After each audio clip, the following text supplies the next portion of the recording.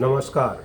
बहुत बहुत धन्यवाद आप सभी लोगों का जो पिछले इस चंद्र ग्रहण के वीडियो में आप बहुत सारे लोगों ने पर्सनली मुझे मैसेजेस किए, कॉल्स किए और आपके उपायों का मुझ पर आपने विश्वास रख कर के जो उपाय वगैरह जो पूछे, उपासनाएं वगैरह पूछी।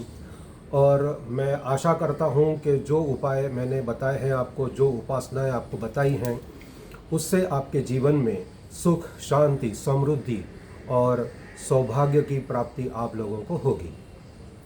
तो चलिए आगे आज चलते हैं। जैसे कि आप सभी लोगों को मालूम है कि ये अभी पितृपक्ष चल रहा है और इस 21 सितंबर को 21 सितंबर 2025 को पितृपक्ष का आखिरी दिन है। यानी ये जो 16 जो दिन होते हैं पूर्णिमा से लेकर के अमावस्या के दिन, इन 16 दिनों में हम हमारे जो पितृ जो होते हैं, वो पितरों की जो दिवंगत जिस दिन वो हुए थे, उस दिन की जो तिथि थी, वो तिथि के अनुसार हम उन्हें आवाहन करते हैं, उनके लिए हम तर्पण करते हैं और उनके लिए भोजन वगैरह हम देते हैं। ठीक है।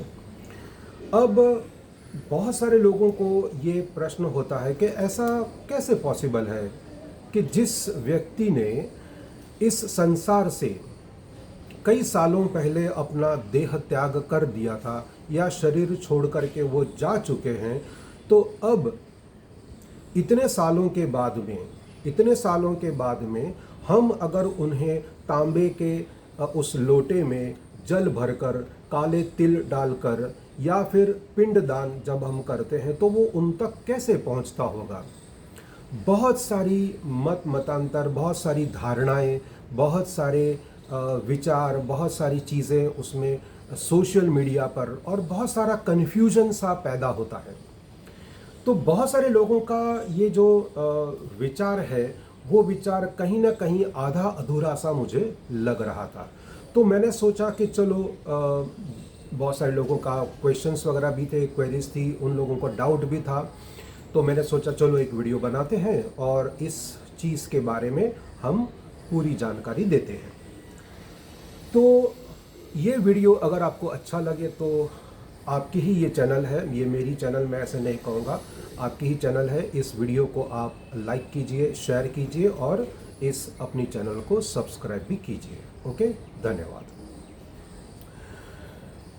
बहुत सारे ऐसे लोग हैं जो मुझे जानते हैं कई सालों से, और 30 साल का मेरा जो पढ़ाने का जो करियर रहा, यानी मैं शिक्षक था पहले, और आज भी बहुत सारी चीज़ें अभी भी मैं सीख भी रहा हूँ और कुछ सिखा भी रहा हूँ। ठीक है। तो 30 साल के उस करियर में जो 7th 8th 9th 10th grade के जो बच्चे जो थे, उनको मैं PCMB, physics, chemistry, maths, biology में पढ़ाया करता था। 11th 12th 13th 14th 15th यानी ग्रेजुएशन तक, BSc तक मैंने भी PCMB मैंने ये पढ़ाया है। और बायोलॉजी में खास करके बॉटनी यानी वनस्पति शास्त्र, बाद में माइक्रोबायोलॉजी और ज़ूओलॉजी, जिसमें इस बायोलॉजी में एक इम्पॉर्टेंट पार्ट आता है जेनेटिक्स। तो जेनेटिक्स का पार्ट मेरे लिए सबसे पहले से ही बहुत ही पसंदीदा और एकदम आप कहें कि बहुत ही ज़्यादा एकदम जिसमें हमें इंटरेस्ट वगैरह हो, ऐसा एक कुतूहल जिसमें पैदा हो, उस प्रकार का एक टॉपिक हमेशा हुआ करता था। तो जैसे कि आपको मालूम है कि जो हमारे शरीर में दो लोगों के जीन्स होते हैं, रंग सूत्र होते हैं, यानी उनके कैरेक्टर्स होते हैं। एक हमारे पिताजी के और दूसरे हमारे माताजी के। ठीक है।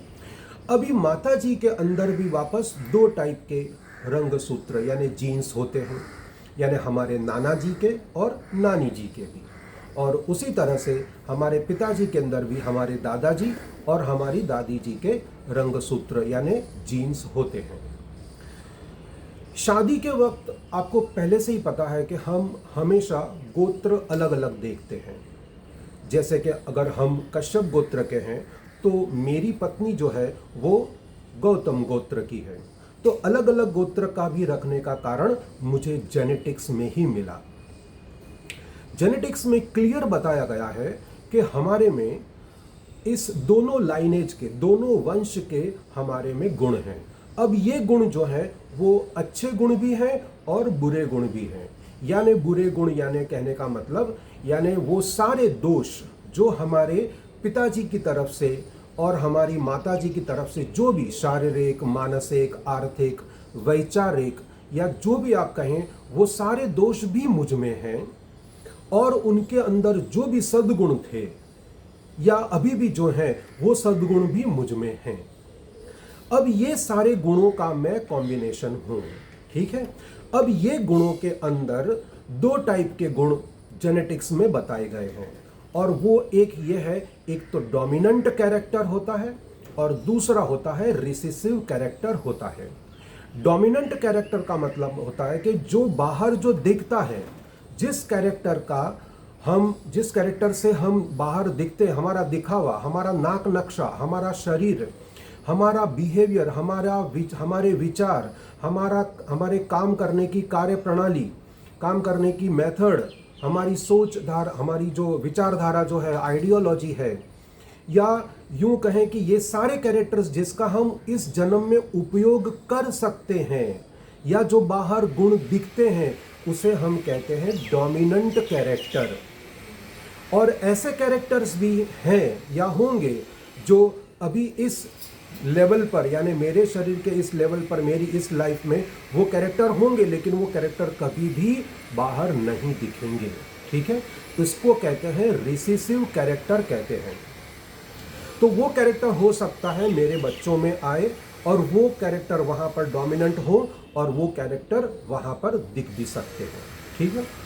पहले के ज़माने में हमेशा जब हम लड़की देखने जाते थे, हमारे बेटे के लिए जैसे कोई कन्या देखने जाते हैं, तो वो कन्या कैसी होगी, अगर हमें बचपन से, अगर हमारे सामने अगर वो पैदा हुई है या पढ़ी है या पढ़ी लिखी है या बड़ी हुई है, तो हमें मालूम ही है कि हाँ वो कैसी है।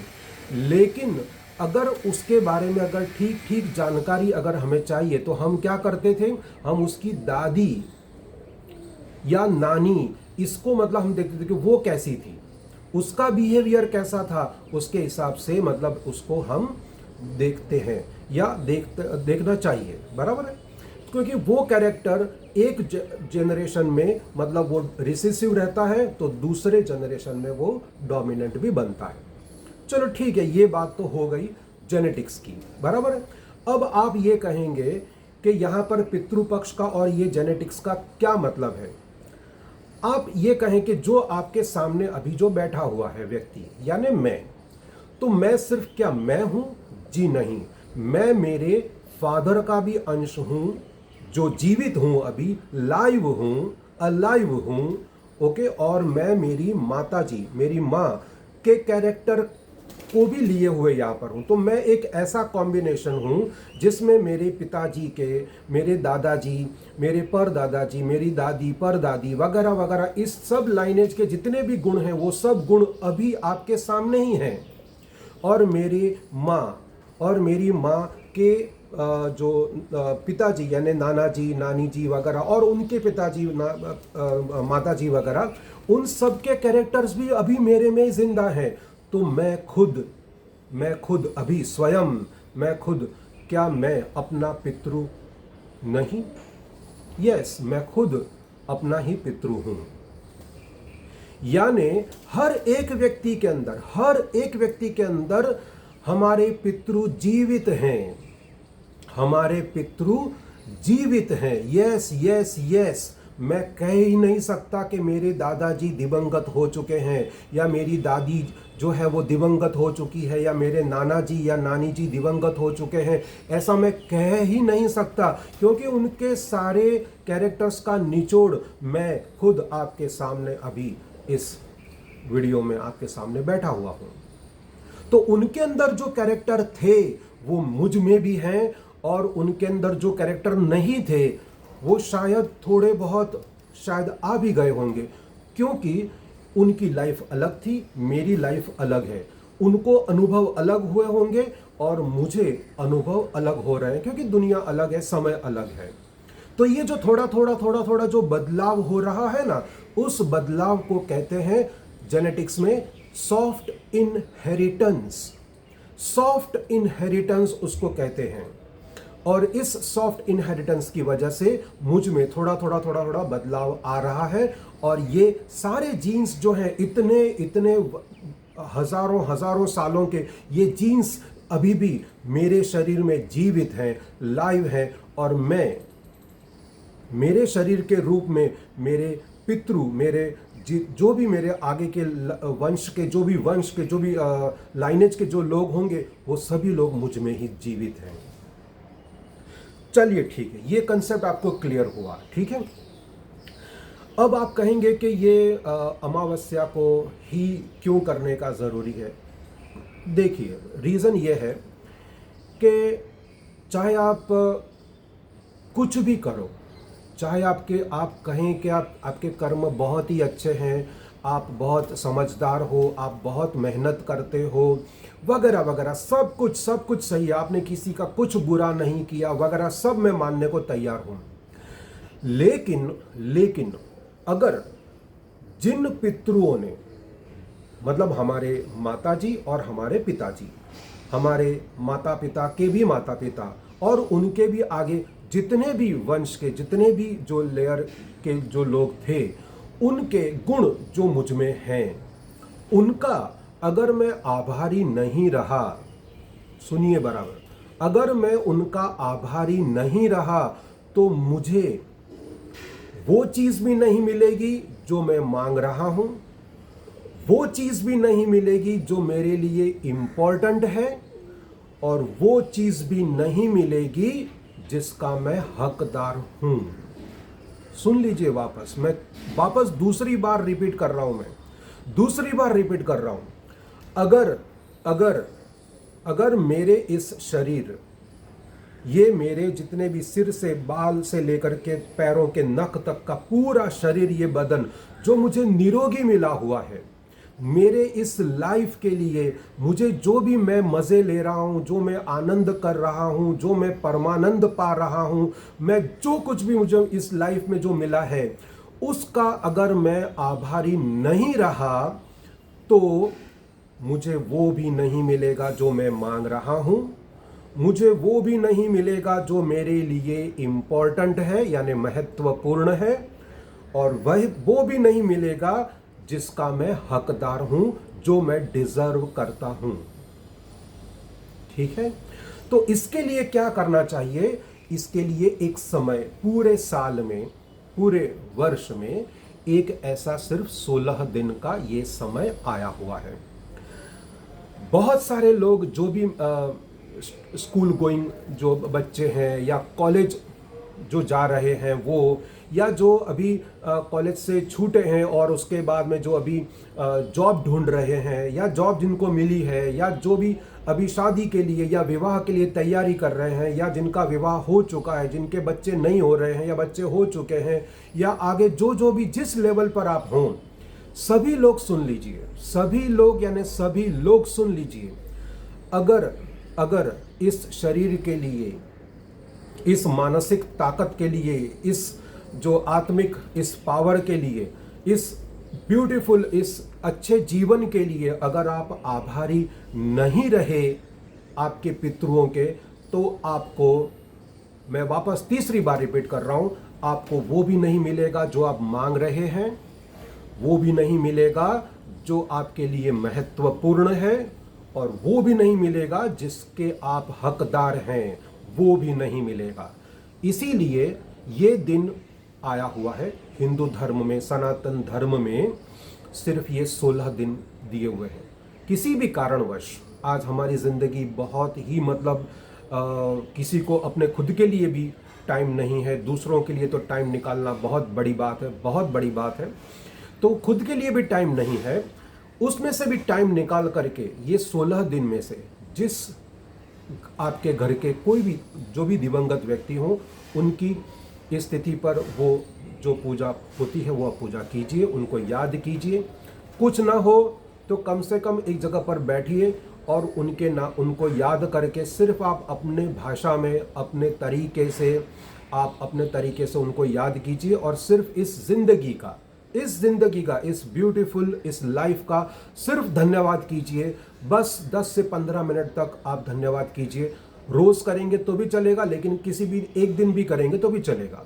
तो कौन सा ऐसा दिन है जो सबसे ज्यादा इफेक्टिव होता है, और वो होता है 21 सितंबर 2025 को, यानी अभी इस साल ये दिन आ रहा है, सर्वपितृ अमावस्या को आ रहा है। ठीक है, तो उस दिन आप क्या करेंगे, आप चाहें ओके तो आप जैसे संडे ही है, रविवार ही है, तो आप घर पर ही होंगे, इतवार है घर पे आप होंगे, तो आप सवेरे जल्दी उठ करके नहा धो करके तैयार हो जाइए और एक तांबे के पात्र में, एक लोटे में एक जल लेकर के, शुद्ध जल ले लीजिए, उसमें थोड़े से काले तिल डालिए और उसके बाद में फिर आप पीपल के वृक्ष में भी जा करके आप डाल के आ सकते हैं। और आप सिर्फ इतना करना कि आपको उस वक्त ये पितरों का काम करते वक्त आपको दक्षिण मुखी खड़े रहना है, यानी आपका मुख जो है, जब आप जल चढ़ा रहे हो, जब आप अर्पण कर रहे हो पीपल के पेड़ को, उस वक्त मतलब आप ऐसा सोचें कि जैसे आपके पितृ ही हैं और उनको मतलब आप जल अर्पण कर रहे हैं। पीपल को आप एक प्रदक्षिणा या 3 या 5 या 7 या 9 या 11 आप प्रदक्षिणा आप करें और आप धन्यवाद करें आप पितरों का और आप घर पर आ जाएं। बस इतना भी आप सरल आप कर सकते हैं। अगर आप ये भी नहीं कर सकते या थोड़ा सा अगर ज़्यादा अगर आप कर सकते हैं फॉर एग्जाम्पल, तो आप किसी भी व्यक्ति को आप अपने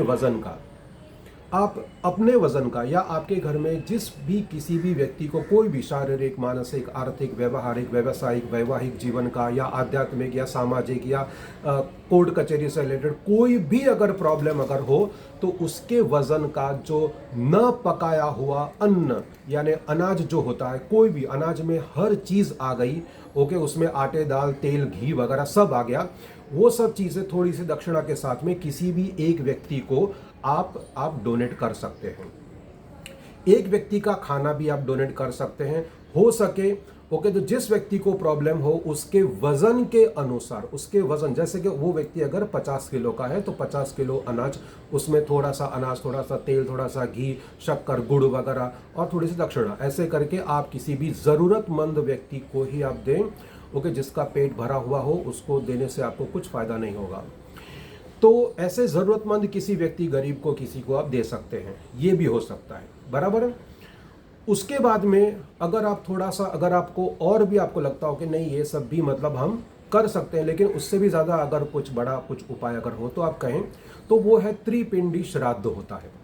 तो त्रिपिंडी श्राद्ध में आपको खुद स्वयं वहाँ पर बैठना होगा, वहाँ पर जाना होगा जहाँ पर नदी जो है वो दक्षिण मुखी बहती हो, दक्षिण की ओर बहती हो, एक।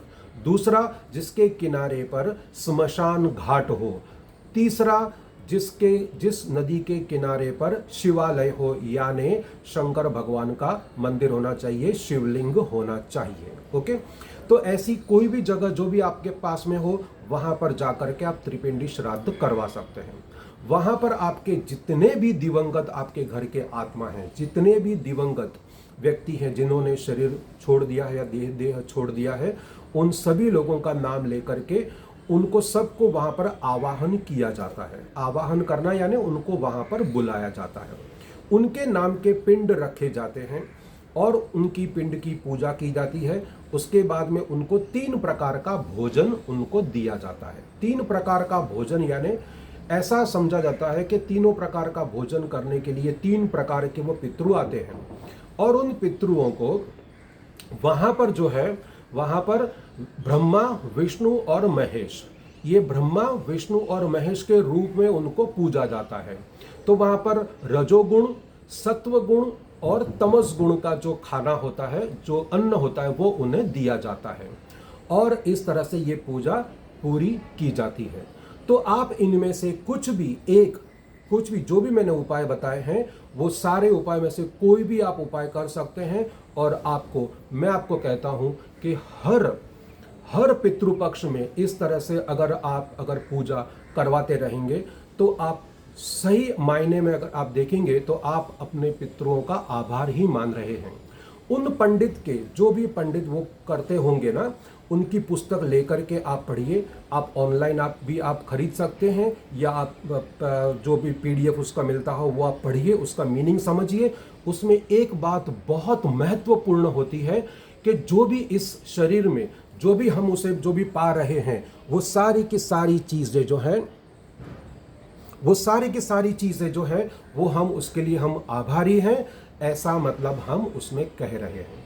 ठीक है, तो आप ऐसा करें, आप इस सर्वपितृ अमावस्या को जितना हो सके सिंपल तरीके से करें, लेकिन आप अपने मन से करेंगे तो आप पाएंगे कि आपके जीवन की शारीरिक, मानसिक, आर्थिक, पारिवारिक, व्यावसायिक, व्यावहारिक और वैवाहिक जीवन की, आध्यात्मिक जीवन की जितनी भी परेशानियां हैं, वो परेशानियां धीरे धीरे ही सही लेकिन कम होंगी और आखिर में वो ख़त्म भी होंगी। अगर आपको वीडियो अच्छा लगा हो, अगर आपको सही मायने में ये बात समझ में आई हो, तो आप कमेंट में लिखें, लाइक कीजिए और शेयर कीजिए। मैं यही चाहता हूँ कि मैं मेरे वीडियो के माध्यम से दूसरे कुछ जो भी संगीत वगैरह है या दूसरे जो भी astrology, vastushastra, reiki, mind training, meditations, past life regression processes, gems, lockets, pyramids, chroma therapy, colour therapy, graphology वगैरह, इन सब से मैं जो भी मार्गदर्शन देता हूँ, आपके जीवन में लव, पीस और प्रॉस्पेरिटी आए और आपको आपके घर में जो भी बड़े बुजुर्ग हैं, जो भी आपके जीवन में जो भी आपके गुरु हैं, शिक्षक हैं, उनके सब के आपको ब्लेसिंग्स मिलें। बस यही मैं चाहता हूँ, इसके लिए मैं हमेशा कार्यरत रहता हूँ। Thank you very much. Love, peace and prosperity to you and of course me too. Thanks.